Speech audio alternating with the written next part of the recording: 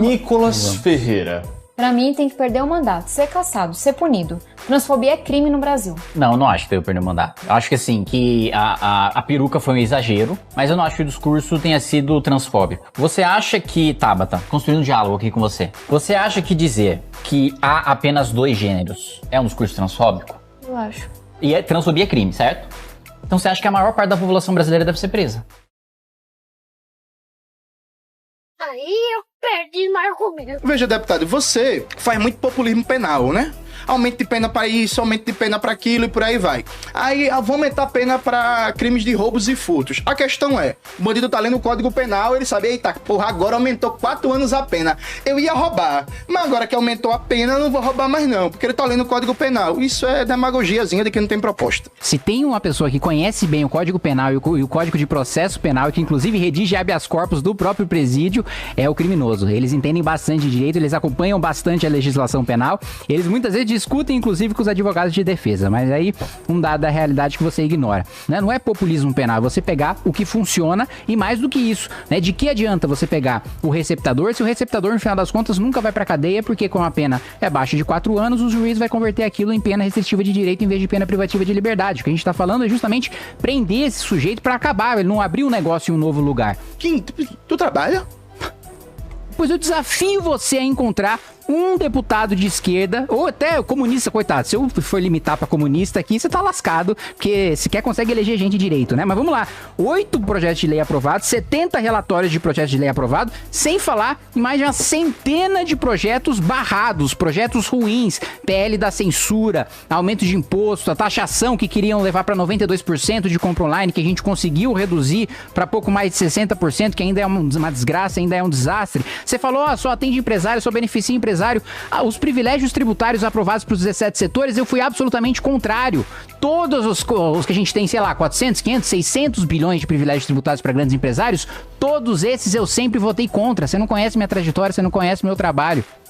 Zé Dirceu, a gente sabe, é um dos nomes mais radicais do PT. Criminoso, de colarinho branco, um sujeito perigosíssimo e que deveria permanecer na cadeia. A justiça, ela não deixa ninguém perigosíssimo solto. Então, o que o senhor queria dizer com isso? E queria emendar também, colando com uma fala do presidente Lula de ontem, quando você nega a política, é a frase, o resultado é exatamente o surgimento do autoritarismo. E aí eu queria que o senhor falasse um pouquinho sobre esse surgimento do autoritarismo, se isso tem uma relação direta, na sua opinião, já que a gente está falando de criminalizar pessoas aqui. Não, a gente não está falando de autoritarismo e criminalizar pessoas. A gente está falando de políticos criminosos, e Zé Dirceu é um criminoso. Ele pode falar, não, mas a Lava Jato foi parcial. E o mensalão? 10 anos de cadeia no mensalão. E aí, eu vou discordar da apresentadora. Sim, a justiça deixa a gente perigosíssima, solta e inclusive impune, e inclusive faz manobras processuais para que gente perigosíssima possa disputar eleições. O senhor disse que o PT está em pânico com a sua eleição para a vice-presidência da CPI do MST. O senhor é do União Brasil, que integra o governo, é um partido que tem ministérios. Isso não pode soar como uma contradição? Olha, Carol, quem em 2023 ainda não sabe que eu sou um parlamentar absolutamente independente dentro da minha legenda, está desatualizado, né? No mandato passado, meu partido era unânime no apoio ao presidente Jair Bolsonaro, eu era um deputado de oposição e inclusive presidi a Comissão de Educação que mais convocou na história ministros da educação para explicar escândalos de corrupção. Neste mandato, não há unanimidade no apoio ao governo, ou seja, eu estou numa situação ainda mais confortável do que eu estava. Antes eu estava isolado na bancada, dessa vez eu tenho pelo menos 19 colegas que fazem oposição junto comigo. Então, independentemente de deputados que queiram dentro do partido ser independentes, ou ser governistas, ou ser ministros, o meu posicionamento é o posicionamento do Movimento Brasil Livre, um posicionamento liberal, independentemente da legenda que eu esteja.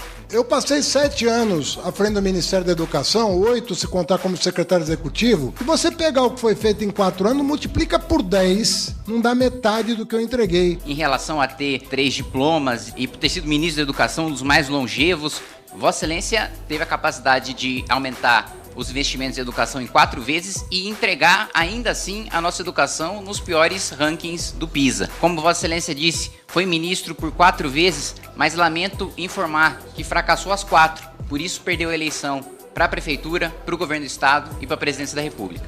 camarada Kim, um grande lutador social, embora do lado errado. Digo mesmo sobre o senhor Stedley. É igual você pegar a torcida do Corinthians e as brigas que dá no estádio, você botar a culpa no Corinthians. É normal da luta de massa, da situação que envolve muito povo, e você que participou de muitas mobilizações, sabe como é que é na rua. Das manifestações que meu movimento convocou, não houve em nenhum momento a prática de nenhum crime, não houve uma vidraça sequer quebrada. Diferente do MST, o MBL tem CNPJ, presta contas à Receita, já abriu suas contas para a polícia, para o Ministério Público e para o Judiciário. Então eu questiono se o senhor coloca à disposição seu sigilo fiscal e bancário para que nós tenhamos essa transparência. Todos os grandes movimentos não tiveram CNPJ. Você tem notícia do CNPJ da Coluna Prestes? Foi um movimento criminoso, a Coluna Prestes. Não, nunca conheci fatos como esse. E se aquilo for verdadeiro, isso vai contra os princípios do MST. O senhor deu uma entrevista citando especificamente um caso desta CPI, o que significa que o senhor mentiu. O senhor teve ciência, sim, do caso, porque o senhor comentou em entrevista. Nós defendemos o governo Lula, porque nós o ajudamos a eleger. Os companheiros não destruíram nada. Eles só entraram na Embrapa para chamar a atenção de um problema que existe na região. Eu posso até fazer uma autocrítica. Foi um erro, um equívoco entrar na Embrapa. O senhor chama de erro ou desvio, eu chamo de chantagem e crime, né?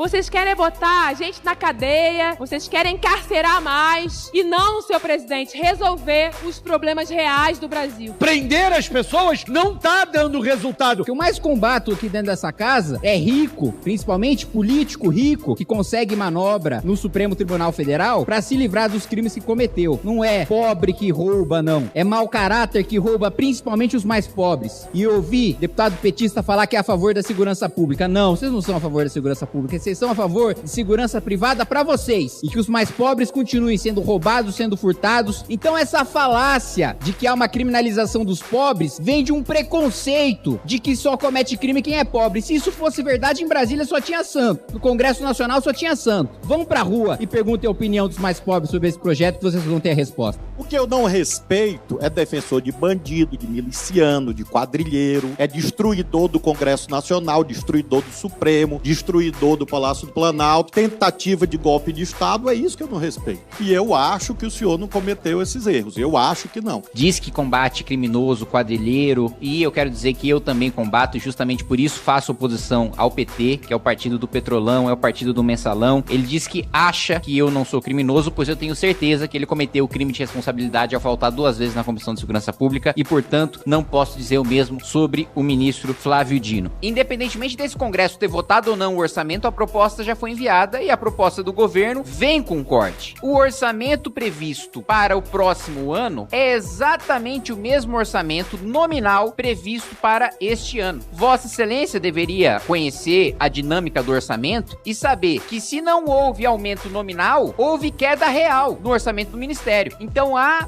corte, sim, na política de segurança pública e no Ministério de Segurança Pública quando você mantém nominalmente exatamente os mesmos valores. Ano passado, para esse ano, houve um aumento de 17% na dotação de segurança. É mais do que a inflação. Se você olha a série histórica do governo passado, 2022, para o nosso governo, há aumento real. O requerimento, Vossa Excelência sabe disso, trata da comparação do orçamento deste ano para o ano que vem. O orçamento do ano passado para esse ano foi votado sob o governo Bolsonaro. Foi votado na legislatura passada. Não é fruto do trabalho deste governo. E Vossa Excelência sabe disso, tanto que falou sobre o orçamento de 23 para 24, mas sabe que não há como se rebater o fato de que há queda real, sim, no combate ao crime organizado e no Ministério de Vossa Excelência. Eu, olhando no seu olho, eu afirmo ao senhor que eu não sou do tipo que mente, nem para o senhor, nem para ninguém. Por isso que eu tenho altivez e coragem, porque meu escudo é a verdade, sempre. O ministro, quando veio à Comissão de Constituição e Justiça, afirmou, e eu tenho isso nas notas taquigráficas, de que não havia sido informado da gravidade, né, dos ataques, ou do potencial de gravidade dos ataques do dia 8. E por isso eu reafirmo, nesse sentido o ministro mentiu. Ele recebeu, sim, do delegado-geral da Polícia Federal do Ministério da Justiça a intenção de enfrentamento das forças de segurança, a intenção de tomada de poder e a intenção de você ter o vandalismo nos 3 poderes. E, mais uma vez, eu não falei sobre intervenção federal em nenhum momento. né? O ministro desviou da pergunta que eu fiz, eu falei sobre o batalhão de guarda presidencial. E o outro ponto, eu perguntei também por que ele não fez a sugestão de bloqueio de circulação de pessoas. Ele falou, não foi um decreto, foram 3. Tá, mas por que nenhum dos 3 tinha um bloqueio de circulação de pessoas? Então, mais uma vez, o ministro não responde e ainda diz que quem falta com a verdade sou eu, quando na realidade eu tenho as notas taquigráficas e eu tenho o documento do DG, que contrapondo um com o outro fica muito claro quem está dizendo a verdade. Essa foi a primeira votação que mostrou a fraqueza do governo Lula para tratar de um decreto presidencial. Esse é o tamanho do governo Lula. E é bom que eles sempre se lembrem o quão pequenos eles são e o quão minoritários na sociedade eles são, apesar do barulho da organização política que eles representam. Esse governo não tem força, esse governo não tem base, esse governo não tem articulação política.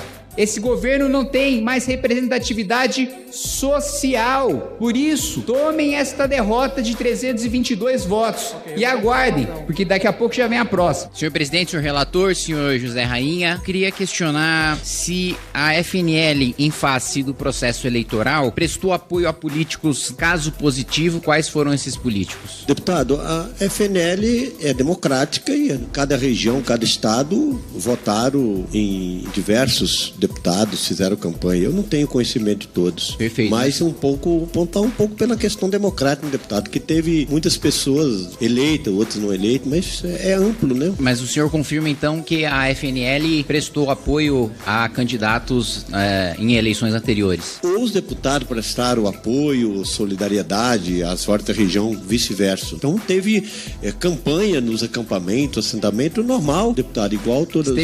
A minha pergunta é a seguinte, senhor José Rainha. Se a FNL fez campanha para algum parlamentar? Alguns lugares onde tem FNL fez campanha, outros não. Eu tô fazendo essa pergunta, senhor José Rainha, porque apesar de o senhor ter dito que não possui CNPJ por se tratar de um movimento social, eu pessoalmente sou líder de movimento social, de movimento político, movimento Brasil Livre, que possui CNPJ, que presta contas à justiça, que presta contas à Receita e por aí vai, né? Portanto, trata-se a FNL de uma associação de fato, apesar de não se tratar de uma associação de direito, ela não estar constituída legalmente. Sim. E eu digo isso por quê? Porque o apoio de associações privadas a campanhas eleitorais configura crime eleitoral. Tanto o MBL não pode, como o MBL já foi condenado por fazer. Justamente por isso, o mesmo entendimento que se aplica ao Movimento Brasil Livre se aplica à FNL. Então, com a afirmação do senhor de que a FNL fez campanha, porque isso configura campanha, doação de pessoa jurídica, justamente por isso, senhor José Rainha, eu já antecipo que há aqui sim, claramente, até por afirmação do senhor, a configuração de crime eleitoral e que, portanto, eu vou estar elaborando uma notícia-crime contra a FNL, contra, né, os seus membros por fazer campanha eleitoral e por cometer crime eleitoral, e devem pagar essas multas tanto aqueles que fizeram campanha como aqueles que receberam esse apoio irregularmente e ilegalmente por parte do movimento. Esse é o questionamento que eu quero fazer a vossas excelências, para quem pretende votar a favor desse projeto. Ele impede qualquer delação, qualquer colaboração premiada de um sujeito que esteja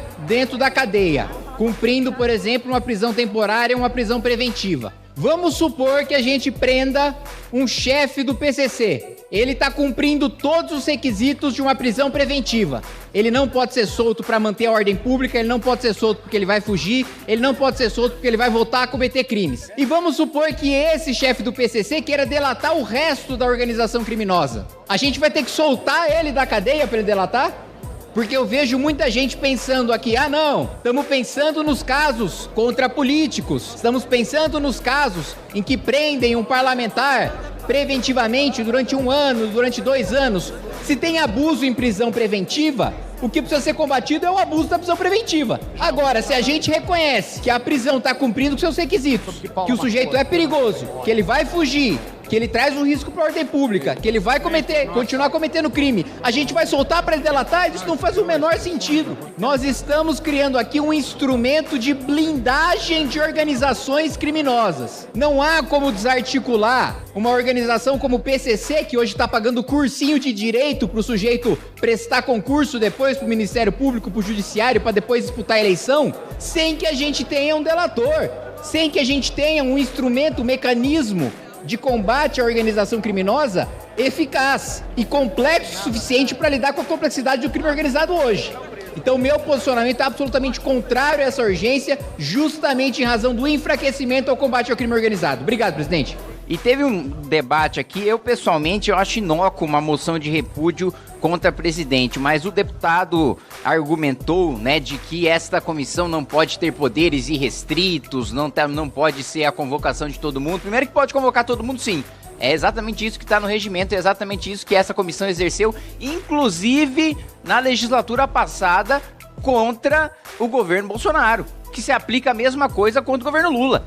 Se esta comissão podia convocar todos os ministros da época do governo Bolsonaro, pode convocar todos os ministros da época do governo Lula, né? E mais do que isso, em relação a Lula contra Bolsonaro, ambos abusaram do cartão corporativo. Ele já chegou a dizer em debate, o presidente Lula, que a única coisa boa que Fernando Henrique criou foi o cartão corporativo, né? Mostrando que de fato é um sujeito que não tem a menor responsabilidade com as contas públicas, dado até o arcabouço fiscal que esta casa vergonhosamente aprovou, dando um aumento de uma liberação de mais de 40 bilhões de reais para o governo Lula gastar no ano que vem, no ano eleitoral, e a conta ser paga pela população em 2025. Também essa pretensão, né, de que o presidente Lula poderia resolver o conflito Rússia e Ucrânia. Eu me lembro no passado, o presidente já tinha se colocado à disposição para tentar resolver o conflito Israel-Palestina. Eu acho que ele pensa que conflitos entre nações, históricos, religiosos, é como se fosse uma negociação coletiva de sindicato, né? Ele chega, ajusta o salário aqui, uma férias aqui,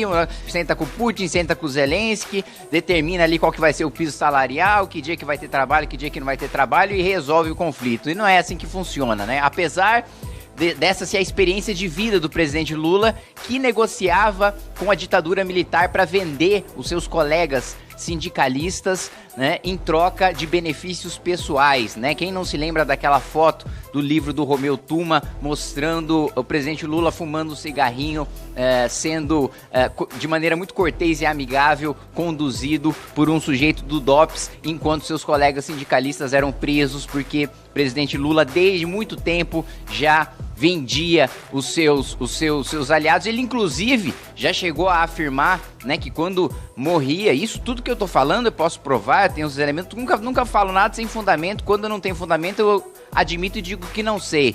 Mas o presidente Lula já chegou a afirmar até que tinha uma oportunidade no velório dos seus colegas sindicalistas em relação às viúvas, né? Então é um negócio assustador. Mas vamos entrar aqui no trabalho da comissão e nos requerimentos que eu apresentei. Deputado Kim Kataguiri, se puder ler o relatório, por gentileza. O senhor é o autor. Algum outro leia, por gentileza. Quando a gente discute meritocracia nas escolas, na educação, é considerar que todos têm o ponto de partida da mesma oportunidade, nas mesmas condições socioeconômicas e educacionais. Premiar os melhores, nós podemos estar reproduzindo a desigualdade, reproduzindo aqueles mais que tiveram já mais oportunidade, para aqueles que sobem de elevador. Eles serão premiados porque eles vão chegar antes, porque eles vão ter melhores condições. Ao invés de nós construir uma política para diminuir a desigualdade educacional, o risco é premiar e reproduzir a desigualdade educacional. A síntese do argumento do deputado Pedro Kizai é de que o meu projeto, ele incentiva a desigualdade por promover o mérito. Mas o primeiro ponto é o seguinte: eu não estou criando uma competição entre escolas. Eu estou promovendo dentro do âmbito de uma escola a premiação do aluno, e que inclusive eu não estou nem falando de melhores notas. Veja só um dos critérios que acho que fugiu à análise do deputado Pedro Kizai. Eu estou falando dele se superar em relação a ele mesmo. Eu não estou nem falando dele se superar em relação ao terceiro. Então, é um absurdo eu conceder uma viagem internacional para um aluno que tem um bom desempenho em sala de aula. Então vamos acabar com a Olimpíada Brasileira de Matemática, porque ela promove o mérito, porque ela promove a competição e ela premia os melhores alunos. E eu não estou nem falando de uma obrigação, eu estou falando do governo federal oferecer a possibilidade dos estados e dos municípios aderirem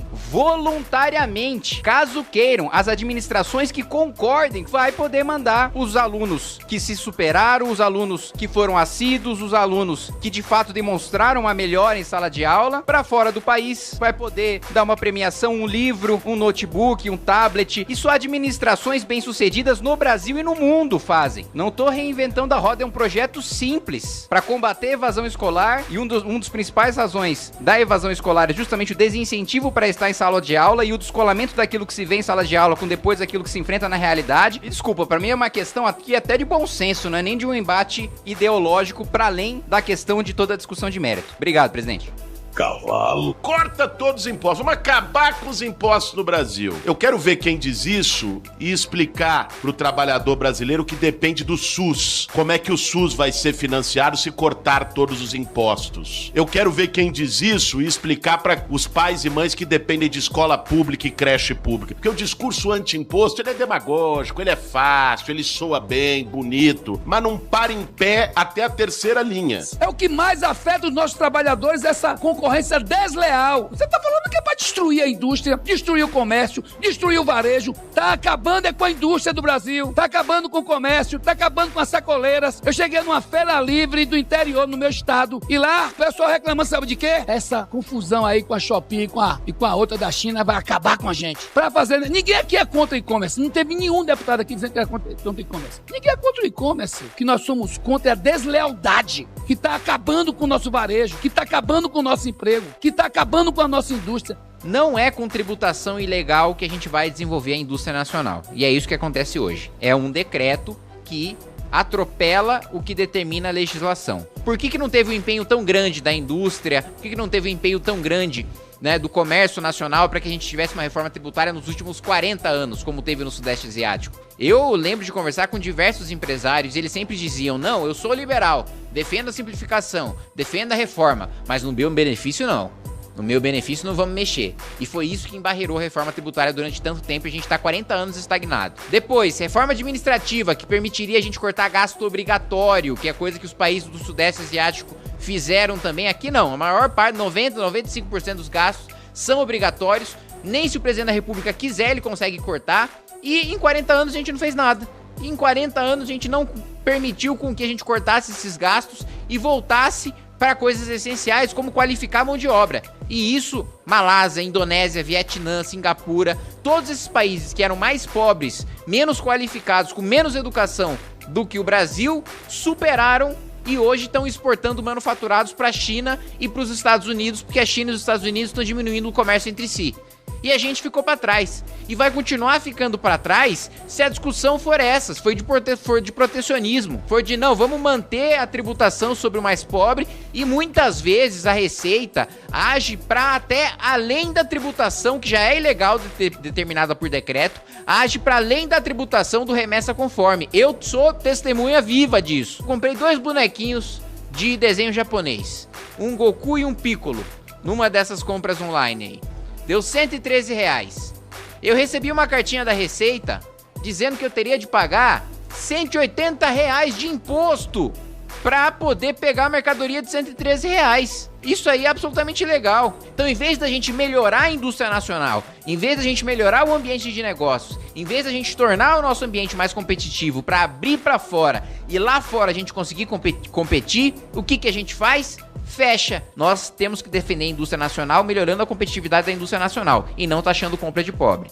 Agora eu tomaria muito cuidado, não sei qual é o teor desse pedido de CPI, mas pra gente não generalizar. O MST não se reduz a isso. O MST é um movimento amplo, com muitas pessoas, que inclusive é referência em produção agrícola familiar.